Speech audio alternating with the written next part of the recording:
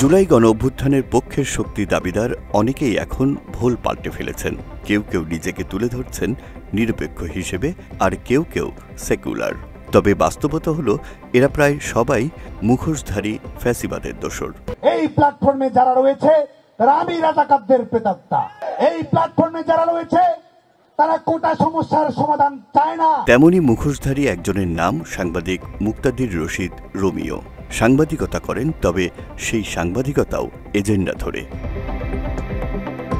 পলাতক শেখ হাসিনার বহু ঘনিষ্ঠ মানুষের সঙ্গে যোগাযোগ রেখে চলেন মুক্তাদির রশিদ। যাদের সঙ্গে মুক্তাদির রশিদের নিয়মিত যোগাযোগ তারাও অবশ্য দেশে নেই।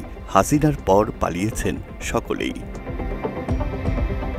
এদের মধ্যে অন্যতম আলোচিত দুই পুলিশ কর্মকর্তা মনিরুল ইসলাম এবং বিপ্লব কুমার সরকার। তারা শেখ হাসিনার শাসনামলে বিভিন্ন অপকর্মে সহযোগী হিসেবে পরিচিত ছিলেন। মনিরুল ও বিপ্লব কুমারের সঙ্গে এখন ফেসবুকে নিয়মিত যোগাযোগ রক্ষা করছেন সাংবাদিক মুক্তাদির রশিদ রোমিও। মুক্তাদির রশিদ অবশ্য নানা সময়ে বিতর্কিত পোস্টের জন্য পরিচিত। তার সঙ্গে সম্প্রতি যুক্ত হয়েছে পলাতক দুই পুলিশ সদস্যের সাথে ফেসবুকে কথোপকথন। দুই কর্মকর্তার তির্যক মন্তব্যে সায় দিচ্ছেন মুক্তাদির রশিদ। সম্প্রতি বিএনপি নেত্রী রুমিন ফারহানা ও এনসিপি নেতা হাসনাত আবদুল্লার মধ্যে রাজনৈতিক তিক্ততা সৃষ্টি হয়। রুমিন ফারহানা হাসনাত আবদুল্লাকে নিয়ে নেতিবাচক মন্তব্য করেন, যার পরিপ্রেক্ষিতে মুক্তাদির রশিদ একটি ফেসবুক পোস্ট দেন। ওই পোস্টে মনিরুল ইসলামও নেতিবাচক মন্তব্য করেন এবং মুক্তাদির রশিদ তাতে সায় দেন।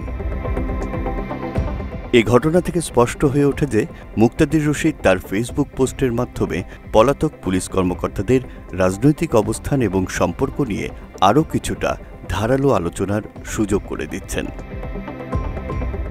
মাত্র 30% টাকায় জমির মালিক হয়ে নতুন বাংলাদেশের গড়ে তোলার স্বপ্ন দেখা বাংলা বসতি।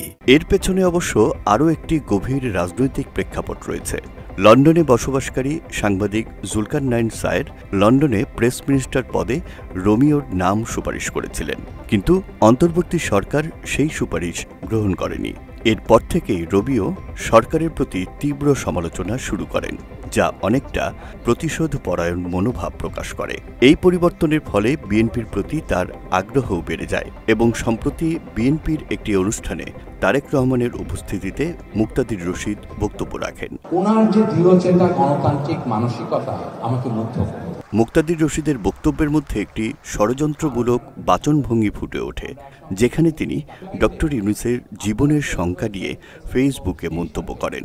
এসব বক্তব্য রাজনৈতিক এবং সামাজিক মহলে প্রশ্ন সৃষ্টি করেছে। এনজিও খুলেন, তারাই পরবর্তীতে এই ধরনের বিভিন্ন বয়ান দিয়ে বাংলাদেশে আপনাদের সামনে হাজির হন।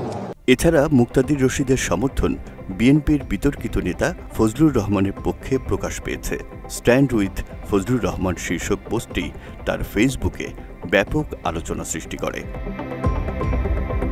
এদিকে একাধিক সাংবাদিকের মধ্যে মুক্তাদির রশিদ শীর্ষ গোয়েন্দা সংস্থা এবং বিদেশি দূতাবাসের সঙ্গেও সম্পর্ক বজায় রেখেছেন। এর ফলে তার কথাবার্তা এবং কর্মকাণ্ডে দেশের এবং আন্তর্জাতিক এজেন্ডা স্পষ্ট হয়ে ওঠে, যা মুক্তাদির রশিদের রাজনৈতিক এবং সামাজিক অবস্থানকে আরও প্রশ্নবিদ্ধ করে। সম্প্রতি স্থানীয় এক সংবাদ মাধ্যমে তার একটি প্রতিবেদন প্রকাশিত হয়। সেখানে তিনি লেখেন, ঢাকায় মার্কিন দূতাবাসে হামলার পরিকল্পনা। যদিও অনুসন্ধানী প্রতিবেদন হিসেবে প্রকাশিত এ লেখায় যুক্তরাষ্ট্র অথবা বাংলাদেশ সরকার কেউই কখনো হামলার পরিকল্পনার দাবি করেনি।